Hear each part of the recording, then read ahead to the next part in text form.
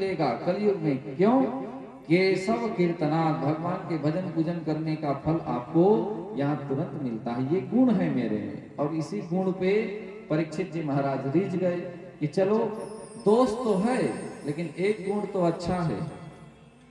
वही गुण पे उन्होंने कहा, तो ये 4 स्थान तो दिए परीक्षित ने, लेकिन एक स्थान और दिए। इसमें सोने में वास मांगा। कहा कि महाराज मुझे सोने में वास दो। अब महाराज परीक्षित उसके गुण से तो खुश थे। कहा कि ठीक है, अब कलयुग तुम सोने में वास करना। किसी ने कहा कि सोना तो भगवान का रूप है। गीता में कहा गया है धातु नाम अस्मिन कांचनम। भगवान कहते हैं कि मेरा स्वर्ण में वास है। तो स्वर्ण में कलयुग का वास कैसे? अब दोनों का समाधान किया जाए। अच्छा, आप शंका समाधान ये होता है कि जो पाप कर्म के द्वारा कमाया गया सोना, उसमें कलयुग का वास है। और जो आप अपने ईमानदारी मेहनत से आप कमाए हैं सोना, उसमें भगवान का वास होता है। इसलिए कहते हैं कि जो भी अन्न है, वस्त्र है, द्रव्य है या सोना चांदी है, भगवान को पहले अर्पण कर दो। अर्पण करने के बाद वो तो प्रसाद बन गया। प्रसाद बनने के बाद उसे आप ग्रहण कर सकते हैं, पहन सकते हैं। यही हुआ। कलयुग खुश हो गया कि मुझे सोने में वास मिला है करके। अब महाराज वहां से परीक्षित जी महाराज ऐसे कह करके गाय और बछड़े दोनों को संतावना दे करके कहा कि आज से मैं तुम्हारी रक्षा के लिए मैं प्रतिज्ञा करता हूं, मैं जब तक इस भूमंडल में हूं मैं तुम्हारा रक्षा करूंगा। ऐसे कह करके संतावना दे करके वहां से परीक्षित जी महाराज आगे बढ़े। जब महल में आए, दूसरे दिन हुआ। अब दूसरे दिन हुआ तो आसपास के क्षेत्र को तो घूम ही लिए थे, लेकिन आज परीक्षित के मन में हुआ कि आज मेरे दादा परदादा मेरे लिए क्या छोड़े हैं। उन्होंने तो बहुत बड़े बड़े युद्ध जीते हैं, तो क्या है मैं देख करके निरीक्षण तो करूं, देखूं तो सही। ऐसे कह करके राजकोष में गया, जहां पे जितने भी राजाओं को जीते थे पांडव, उन सभी राजाओं का मुकुट रखा हुआ था। उन्हीं मुकुट में से एक बड़ा मुकुट था, किसका? जरासंध का, जिसे भीम युद्ध करके जीत करके लाए थे। और वहीं जरासंध का मुकुट आज दिव्य लगा और परीक्षित जी महाराज ने वही मुकुट अपने हाथ से वो धारण कर दिए। और महाराज क्या था, जैसे ही धारण किए कलयुग तुरंत प्रवेश कर गया।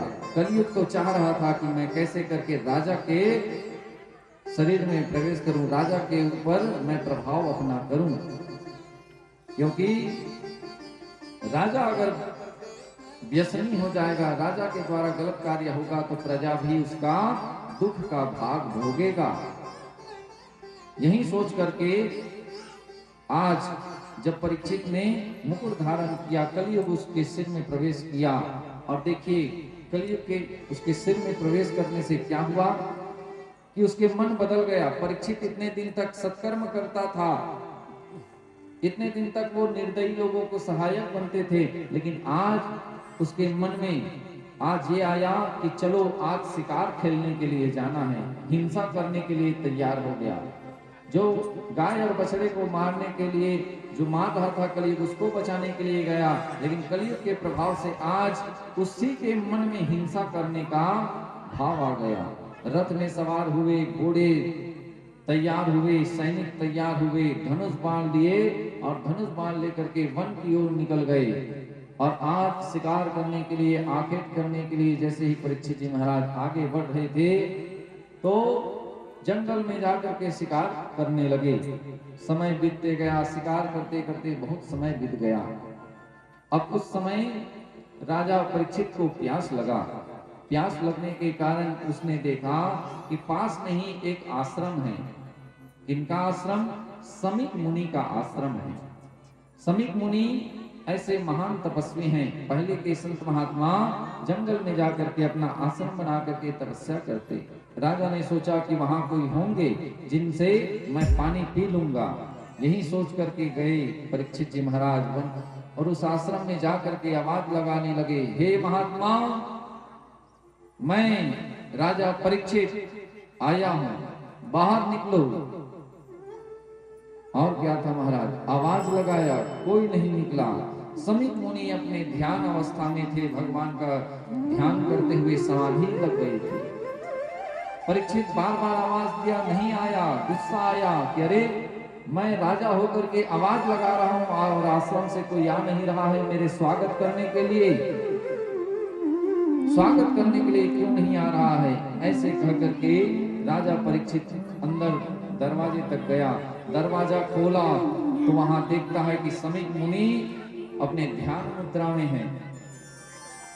उसको देख करके परीक्षित का मन बदल गया और अपने मन में देखिए, जो संत का सम्मान करता था आज वो कहने लगा, अरे ढोंगी पाखंडी, तुम्हें पता नहीं है क्या कि मैं इस राज्य का राजा हूं, इस भूमंडल का राजा, तुम्हारे द्वार पर आया हूं, तुम्हारे आश्रम में आया हूं और तुम मुझे सम्मान न दे करके तुम समाधि लगा करके बैठे हो।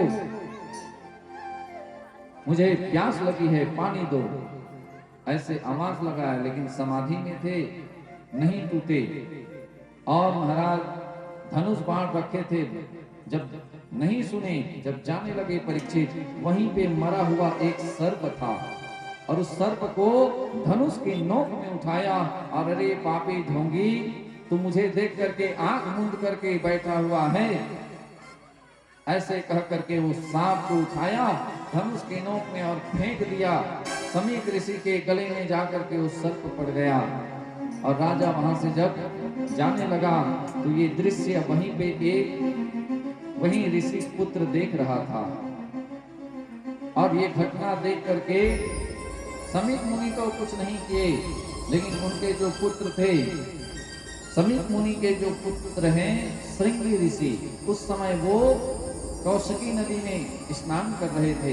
एक उसके मित्र ने कहा, अरे श्रृंगी, तुम्हारे पिताजी के गले में मरे हुए सर्प को डाल दिया है। वो राजा आया था और आकर के तुम्हारे पिता के गले में सर्प डाल करके चला गया है।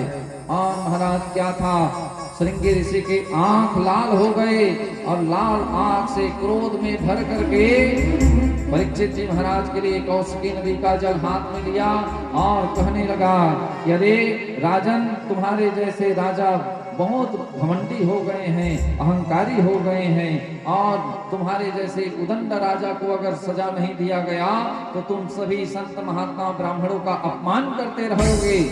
हे राजन, मैं तुम्हें श्राप देता हूँ कि इति लंघित मर्यादा तक्षका सप्तमे हनि दस्यन्ते सभा कुलांगारा चोदिता में तद्ध्रुवम्।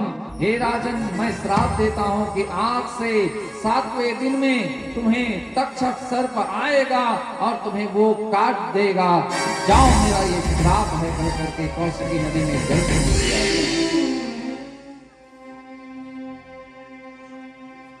जैसे ये श्राप लगा, महाराज रोते हुए आए श्रृंगी और अपने पिता के गले से मरे हुए सर्प को निकाले। कहे, पिताजी, उस अमर्यादित राजा को मैंने श्राप दिया है।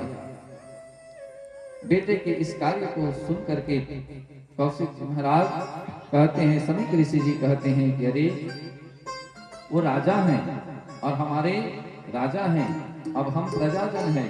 क्या होता है, वो आए, पानी की कामना इच्छा जल पीने की रही, हम नहीं उठे, क्या होता है, सर्प ही तो डाले हैं। लेकिन श्रृंगी ऋषि के श्राप के बारे में जब सुने तो उनके जो एक शिष्य थे गौरमुख शिष्य को कहे कि मेरे बेटे से अपराध हो गया है गौरमुख, तुम जाकर के उस धर्मात्मा राजा परीक्षित को जाकर के कह देना कि उसे 7 दिन में मृत्यु होने का श्राप लगा है।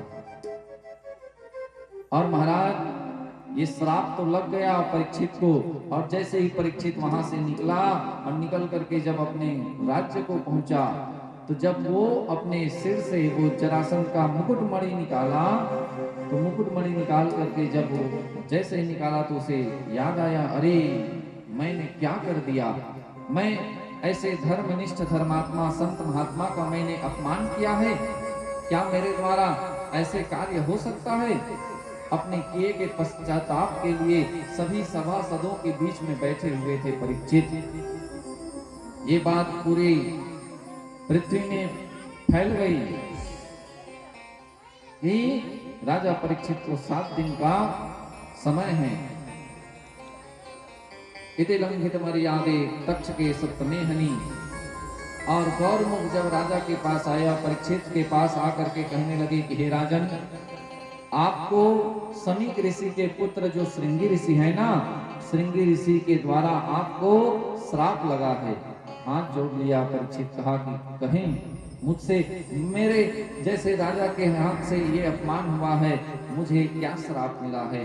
कहा कि आपको आज से 7वें दिन एक तक्षक सर्प आएगा और आपको डसेगा, और डसेगा तो आप प्राणांत हो जाएंगे। परीक्षित ने हाथ जोड़ करके कहा कि महाराज 7 दिन तो बहुत दे दिए हैं, मेरे जैसे अपराधी को तो तुरंत मर जाने का श्राप मिलना चाहिए था, अब मैं क्या करूं। मन में यही भाव लिए और श्राप जैसे ही परीक्षित ने जान गया मुझे 7वें दिन मरना है,